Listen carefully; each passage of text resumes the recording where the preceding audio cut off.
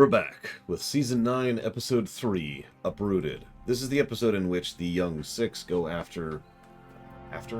go back to the tree's location, find that it is turbo dead, and decide to try and do something about that to memorialize it. On the one hand, I like how this episode bothers to acknowledge the events and continuity, and that's cool. But on the other hand, well, there's this saying I've mentioned a few times, usually in arguments when it comes to whether or not continuity is a good thing. Because usually when people say that continuity is a bad thing when it comes to storytelling, they say so specifically because of bad continuity. This happens a lot over in Star Trek, where someone's like, hey, this is why continuity sucks.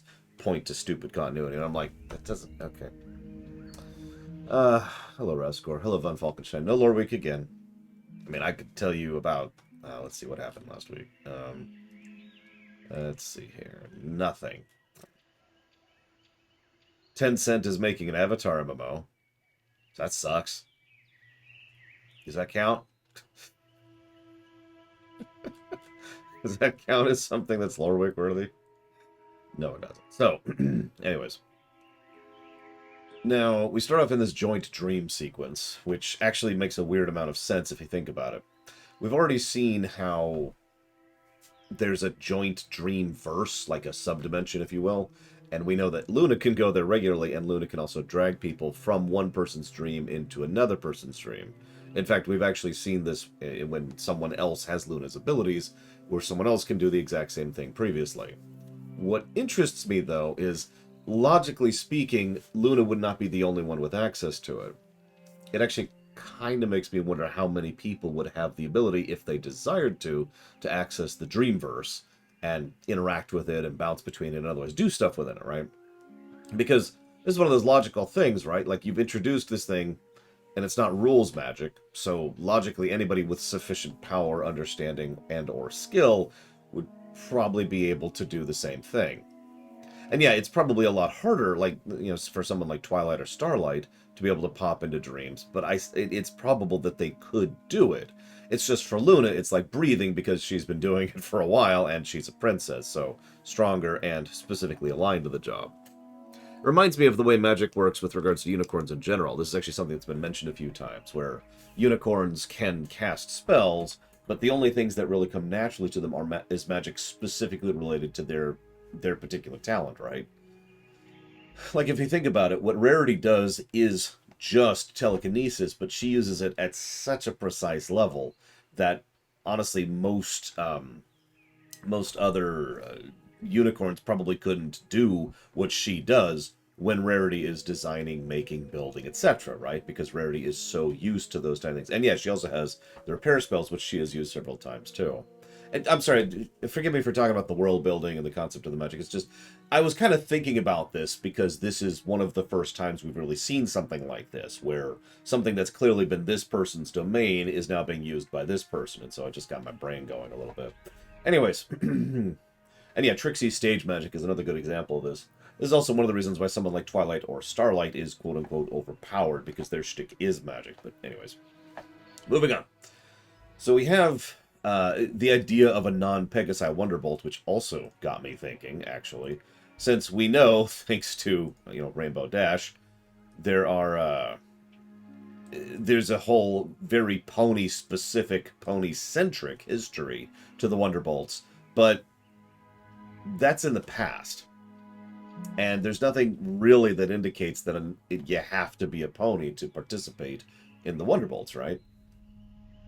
Now, obviously, this is a dream, and we'll see if this ever goes in, but it's just something that kind of got me thinking, right? One of those... How do I put this? Is Starfleet open to non-humans kind of situation? And I know that sounds like such a strange thing, because if you're hearing that sentence, you're like, but Starfleet has always had non-humans. Well, actually, no. If you look at Enterprise, for example, Starfleet is 100% human, because it was a human organization.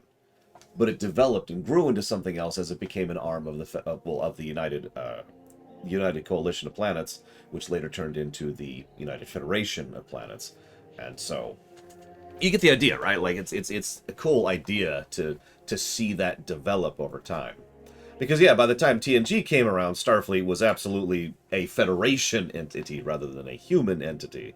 And yeah, it's true, even Spock was considered something unusual, and that was TOS's time. Granted, TOS was, by the time in which the Federation existed, but it does say something that even having a non-human on, a Constitution-class cruiser was still considered somewhat unusual. Sorry for going way off topic here. It's just, I find the idea fascinating of, that kind of institution growing and developing over time as it turns into something new. And I would really like it if they actually developed this idea somewhere in Season 9. Anyways, so the background gives away what's going on pretty quickly. And then we see Sandbar's nightmare, which I'll admit got a laugh out of me. Sandbar actually made me laugh twice in this episode. I'll point out the other time, too. There's so many good cupcakes. How do I pick just one? Okay, real talk.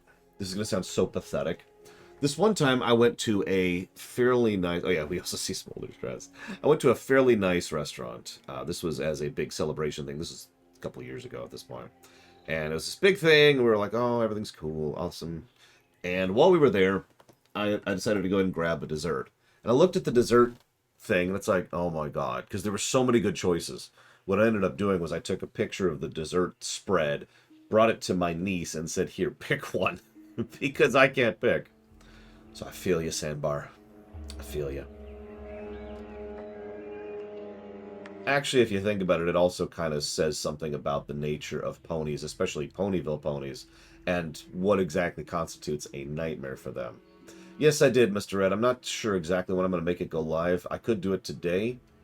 If I do, I'm probably going to do it later today. Something like that. Because tomorrow's going to be track, and Tuesday's going to be track, and then we have MLP, and then MLP, and then a movie video. So it's either going to be today or next Saturday. I haven't decided which yet to make sure it doesn't overwhelm something. Yeah, Ocellus' nightmare.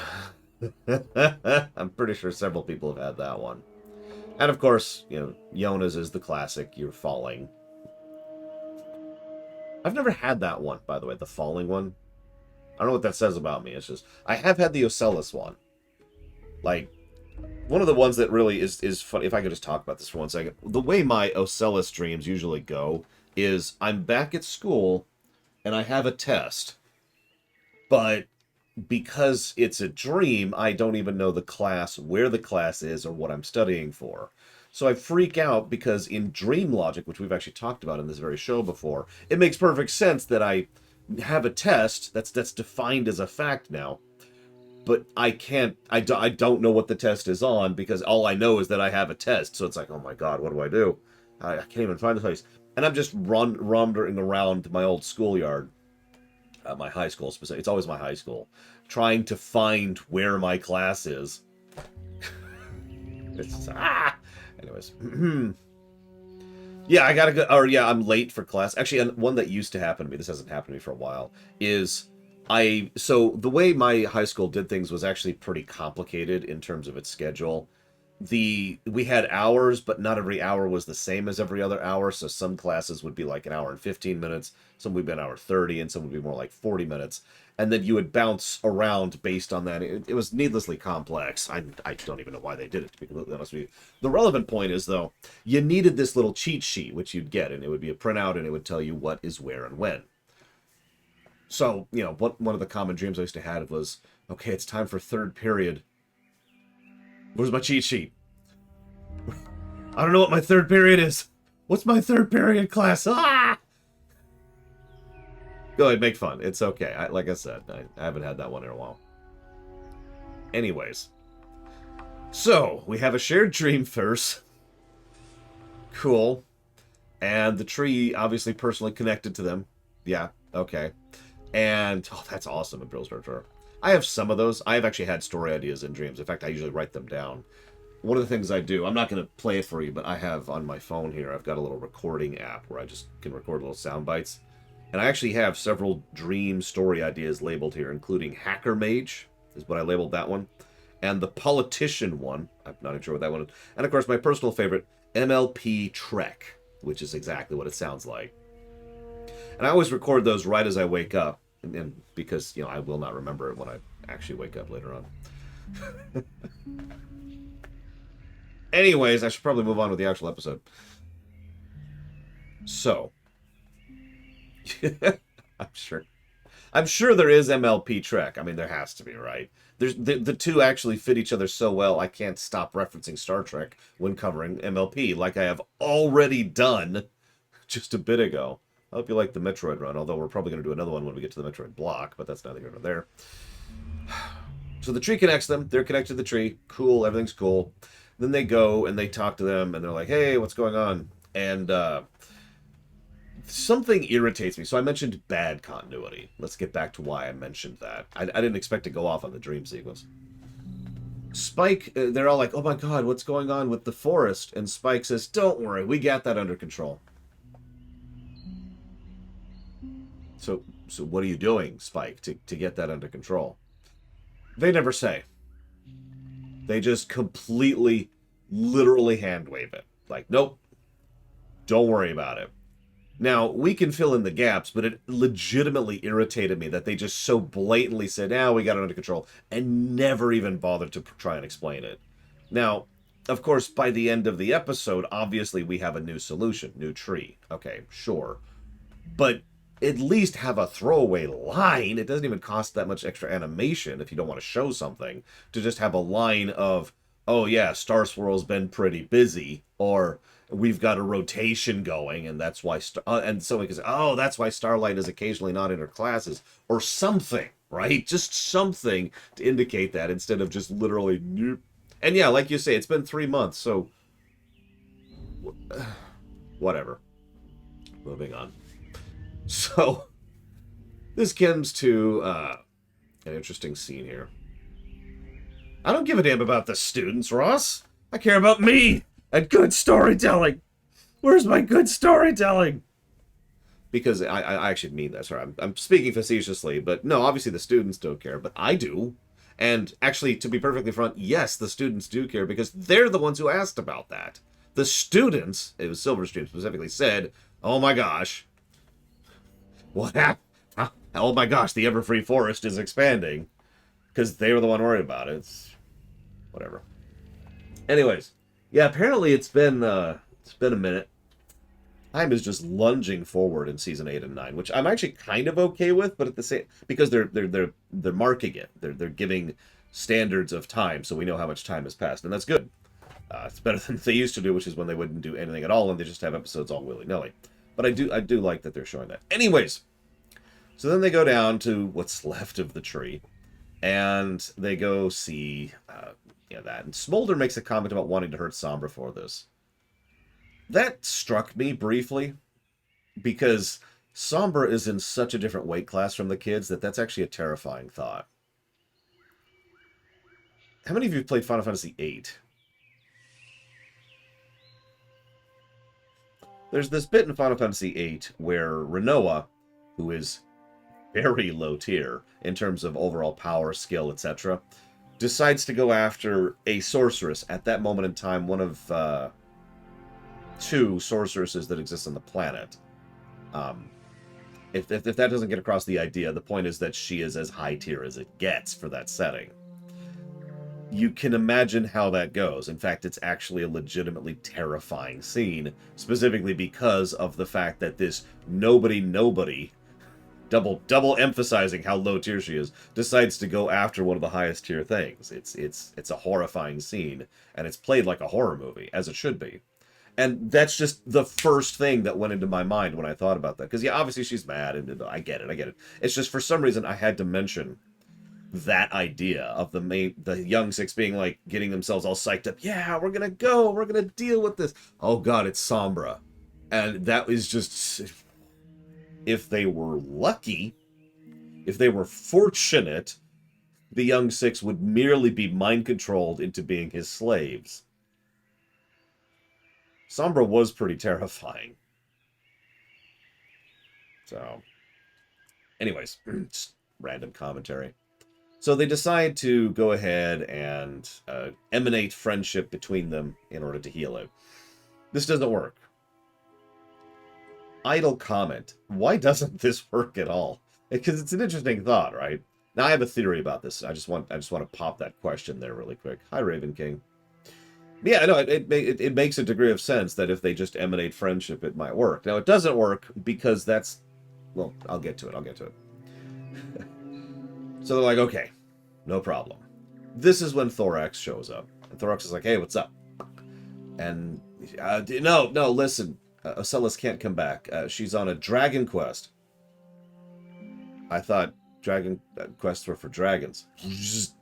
You know what I mean. It's the second time this episode's gotten a laugh out of me. So, nice little tidbit. They need permission. Now, let's go ahead and be honest with ourselves. This is filler.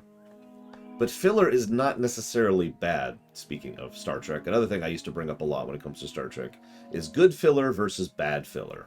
Bad filler is exactly what it sounds like. It's just a waste of everybody's time and interest, doesn't develop characters, doesn't develop scene, and is just generally not, good. Good filler, and there's a couple of examples I like to use here. One is Riker and Worf discussing Alexander's new music fixation. That's a favorite example of that. But actually, probably the best example over in Trek of good filler is the poker card game. Which, for those of you who don't know, the whole poker thing was originally intended to be filler. It was added to an episode. This is very early on, season 2, I want to say. It was very early on added because an episode was running short. So they just decided to have a scene with the crew playing poker. And anybody who knows TNG knows how much of a good idea that was. But yeah, so Gallus has the forms prepared, and we have a little bit of a montage of how each of them convinces their various people in order to... Yeah, that's a good example, Bros. We have an example of how each of them convinces their people to go ahead and do this thing, to get this thing. This is kind of interesting, because this is how this is good filler, by the way. It's good little character moments, but it's also good culture development. It's good world building. So what's Smolder have to do? Smolder has to win an arm wrestling contest. Yeah! And then once she wins, okay, you win. You get permission. A very dragon way of doing things. Excuse me. Yona's interesting. Yona had to do the most work. But that makes a degree of sense, given the general hardships and difficulty of living in the very harsh terrain that the Yaks do. I mean, how many of you have ever lived on a farm, even for a brief period of time? I know a farm doesn't equate to the Arctic North, but you get my point, right? You have to actually spend a fairly large amount of time and effort doing chores, sunrise to sunset kind of a thing. So it makes sense to me that Yona would have to do more in order to accommodate it, because she's not going to be here to carry her part, right? To pull her just way or whatever. Then we go to Gallus. The Gallus one got another laugh out of me. He didn't even get a chance to start making his name. He just presented the form and starts to raise his hand and open his mouth, and he already has it signed. Because Grandpa Gruff just does not care. Now, Gallus was actually a really cute one. I don't know if you caught it. It's such a minor detail. Every single one of the others needs the permission of their authority, whoever that happens to be. Ocellus needs the permission of everyone in her pod anyways. Now, I bring this up because one of the things that's been happening consistently ever since To Wear Him Back Again was that they're more democratic. I don't have a better way to phrase that. That the changelings have been drifting away from singular leadership and drifting towards group mentality and group idea, which makes sense for, insects in general, because there's such a communal society. But it also makes sense in general because they are still recovering from having lived under a tyrannical dictator for however many years. So, logic, right? I love the tiny little This is why I say this is a good filler, because it's little tidbits like that. And then we get to Silverstream, who naturally has to give a presentation. And just wonderful, not quite good, but not quite bad drawings there. And Sandbar just lives there, so he just does whatever. And yeah, we see Terramare, yep. So, turns out that Sandbar has moved the tree. Alright, so I enjoyed this episode.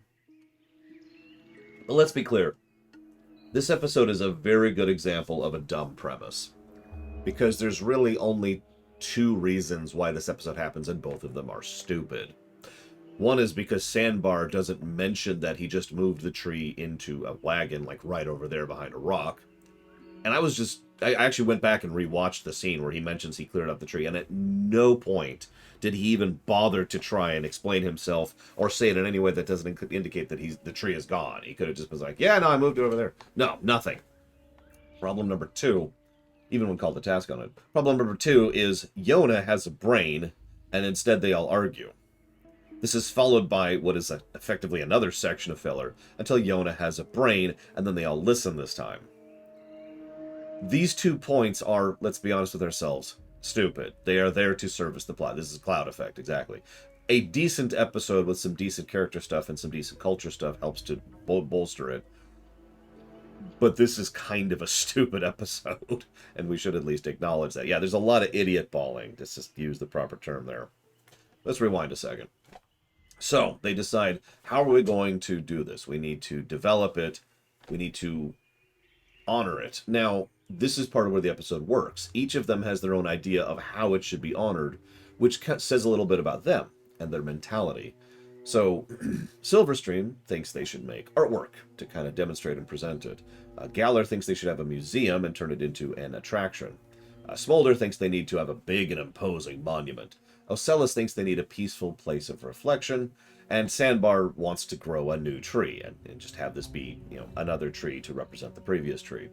Each of these are interesting in their own right and do kind of show a little bit of insight into them. Because, well, Silverstream's thing is very in keeping with her and the nature of her people and how they are. How did she ask for permission, for example?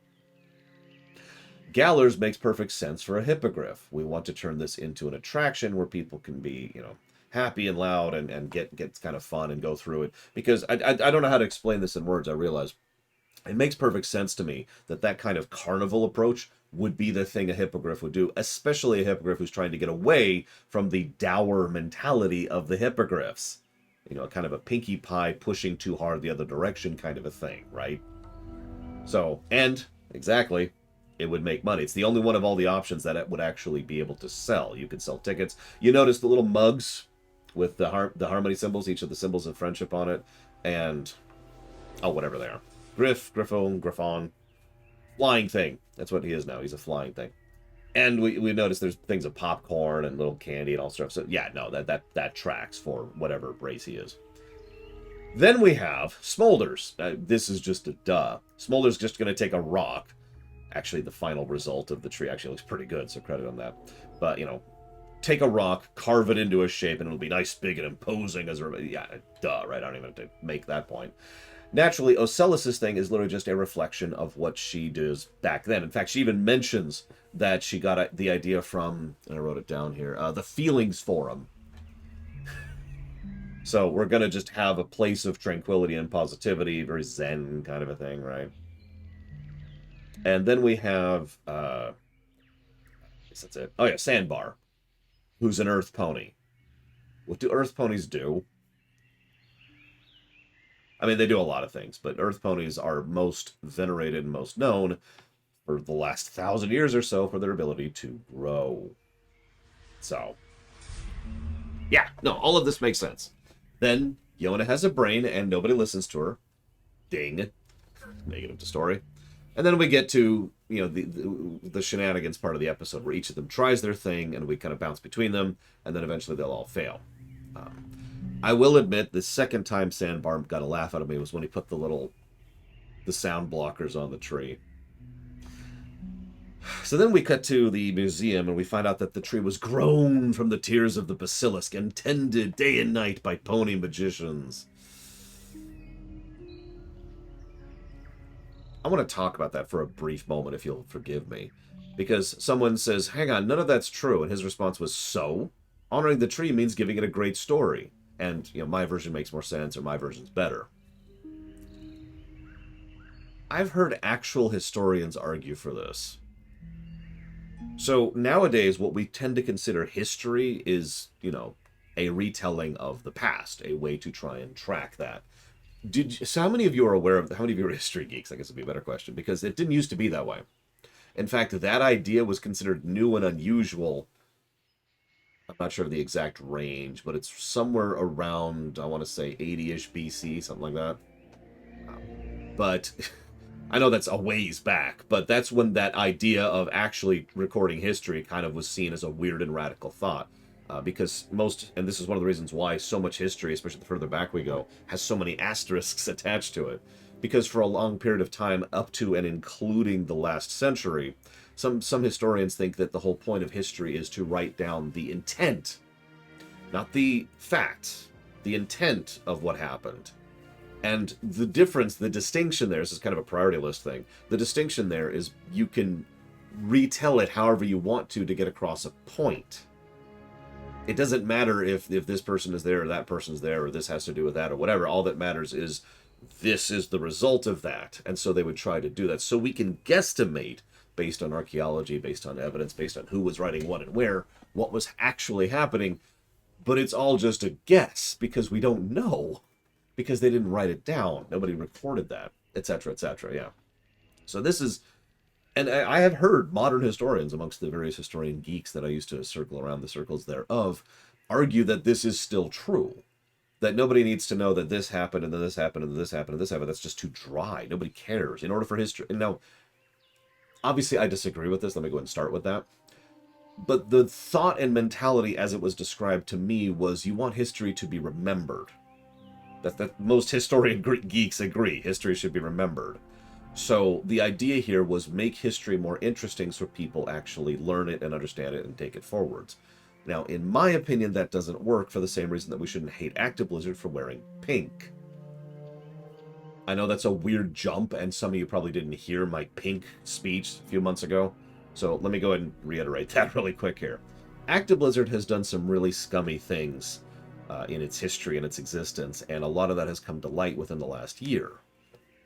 A lot of people have been hating on Actiblizzard for things they haven't done, or things that are unlikely they have done, or things that are unproven that they haven't done. The reason I bring this up is because hating on Actiblizzard isn't the goal for me. But for this type of alternate history, hating on Actiblizzard is the goal. And you see the distinction, right? It doesn't matter why you're hating on them, it just generalize and you're good. My mentality is more, let's be specific and nuanced and precise. Let's point out what they did wrong, and not exaggerate or distend it. And yeah, Raskor is quite correct. This kind of generalization has led to some really, really horrible stuff throughout history. Again, just within the last 2 centuries at this point, there has been some absolutely terrible things that have happened because of that kind of distension. Because of trying to stretch the idea of, well, it doesn't matter what they specifically did, they're bad. Especially since they're bad can then build onto itself, and onto itself, and onto itself, and so forth, and so on. And you get the idea. So, I just wanted to talk about that because the way he said that just absolutely struck me. I feel like I've almost heard his argument word for word before from a real person. Again, regarding real life history. Either way, moving on. So this then leads to Silverstream, and she's doing interpretive artwork. Now, first of all, I've seen worse. I don't like interpretive artwork. One of the types of assignments I used to hate in art class was paint an emotion, and I'm just like, okay. Let's go ahead and paint a concept. But yeah, you are right. It really absolutely fits her to a T. It is very Silverstream. No tonight? Okay. That sucks, but alright. That works. I got stuff I can work on. So yeah, paint an emotion. Okay. Could you at least pick the emotion for me? No, you just pick one. Okay. So what I would usually do... Gotcha. The playoffs. Wait, hang on. Isn't it Super Bowl soon? God, Ross, help me out. You watch American football. You watch Gridiron. Where are we at in the season? What I would usually do is I would think of a scene, like from a story that I either knew or had written, like from something from Final Fantasy or whatever. Yes, I used to paint Final Fantasy stuff. What do you want from me? Actually, one of the pieces of artwork which my mother still has, which I'm most proud of, is actually a shot of Coruscant.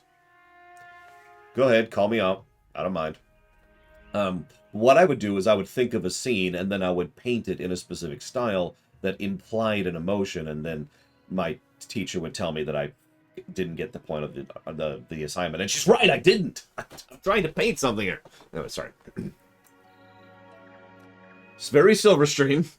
that is absolutely her, and I'm not upset about that. That just makes perfect sense. One moment, please. I need to fix something on my monitor, as I often do. Yep. Really wish there was a way to permanently turn that setting off, but occasionally it turns itself on, and I have to turn it right back off. It hurts my eyes. Anyways, so then we cut to Ocellus, who's got the help from the Feelings Forum, is putting things together, and everything's cool. And this then leads to Smolder bringing the statue in, them getting angry, and everything being destroyed. So now they're sitting amongst the ruins of their attempts, and then meanwhile, Yona has a brain. Again.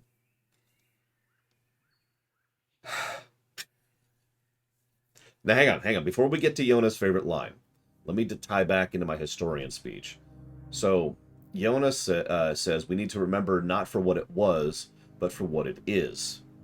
Now, I know that sounds like a strange thing to relate to the historian thing, but that is another thing I've heard, historically speaking.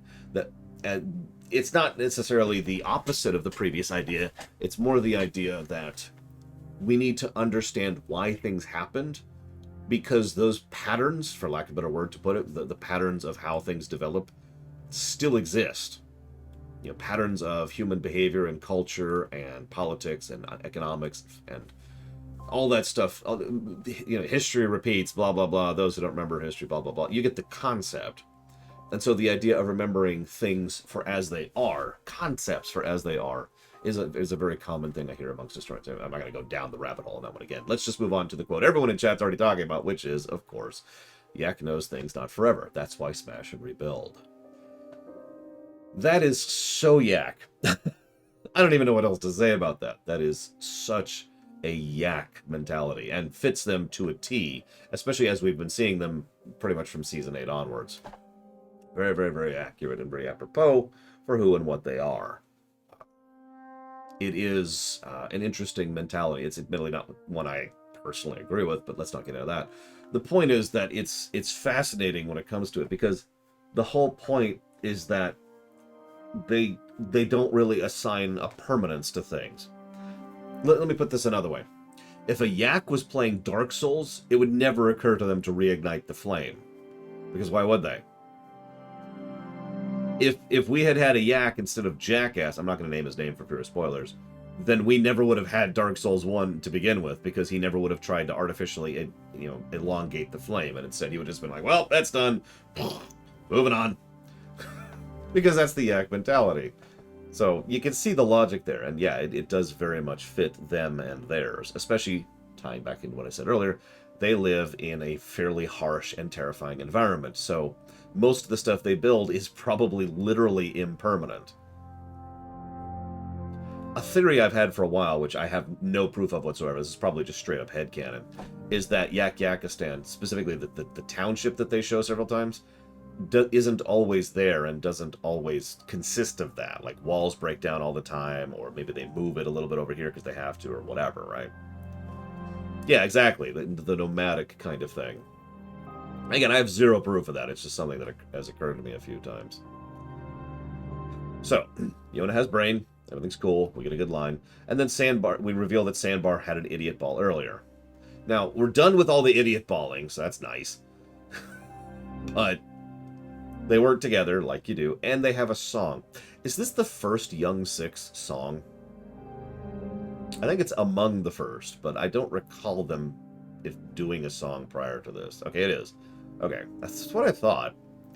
My memory's not that great. Actually, it's excellent, but they do a decent job with it. The song's okay. I put it kind of towards the bottom of the list, to be honest with you, but it's an okay song, and I just don't have much to say about it. My favorite part was when Silverstream accidentally painted Yona yellow, so make of that what you will. So they make this little treehouse. Now, they say it looks all messy and thrown together.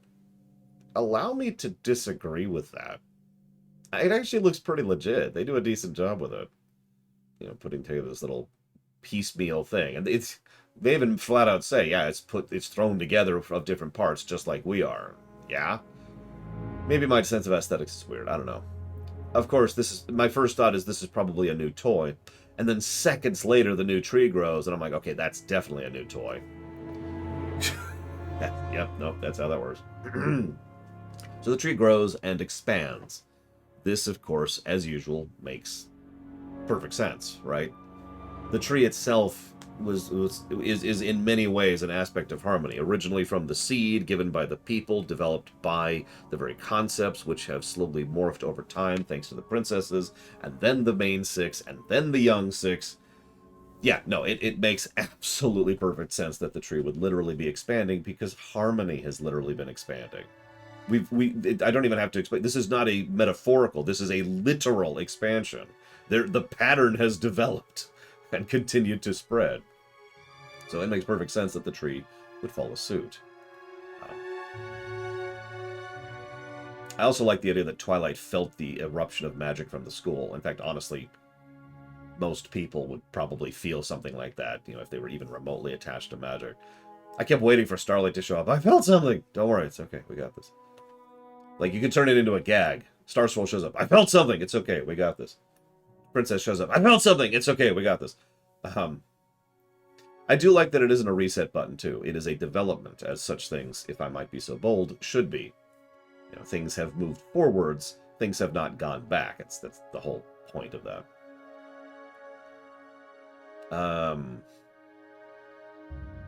Actually, that would make sense, Ross. And yeah, so they're all like, oh my gosh, what's going on? Yeah, it's cool, it's there. Everything's cool forever. Nothing bad will happen for the rest of the season. Let's go ahead and rate this one. So this is by someone. It's Nicole wrote this one. Hang on. I have my notes somewhere. There they are. Yep, Nicole, I can't pronounce it, so I'm not going to try. Who has had a hell of a spread of episodes since season 7. But you'll notice a lot of Nicole's episodes are specifically related to this expanding harmony concept I keep banging on about. Like, she did Shadow Play, which was all about that concept and how it used to be. And then she did School Days, and then she did part of School Rays, and yeah, it's just kind of that. I do think that this episode doesn't deserve to be that highly seen. I mean, the cloud effect is a real thing, and I call it that for a real reason, but if we get down to it, the cloud is not that good of an episode. It is merely a better episode than it should be because its premise is stupid.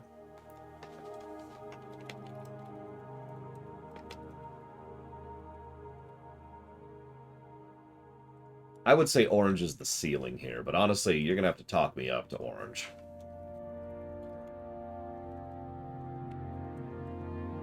Like, yeah, it is enjoyable, but honestly, that it would be more enjoyable without the stupidity, which to me drags it down to essentially average.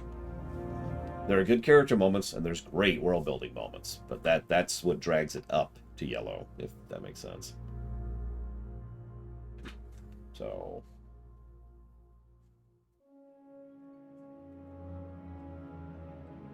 it is a nice follow-up. It has both good and bad continuities. That's what I wrote. Oh, yeah, speaking of which, we need to hit our continuity counter a few times. So, gosh, how many continuity counters do we give this one? So we got that. Obviously. And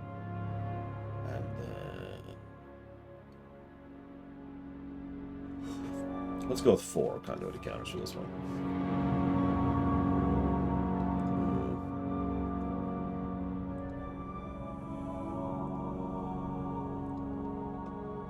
It does have Yona in it. Therefore, it's automatically blue. Okay, that's obviously a joke. How many of you know that there are some Star Trek reviewers who will automatically rate any episode with Wesley or Neelix in it as a bottom color, you know, blue, in other words? That's a real thing. That's really happened. And I just wanted to comment on that because of how stupid that is. I think I'm going to give it yellow. I feel like it is an averagely good episode. It does this.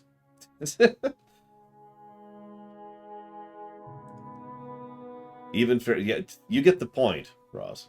Any episode that includes them is a negative because I hate this character. You can't even accuse me of that, because I don't do that for characters I hate. Although there's not a lot of characters I hate in these shows. Anyways, next week, we're covering, yeah, the 200th episode, Sparkle 7.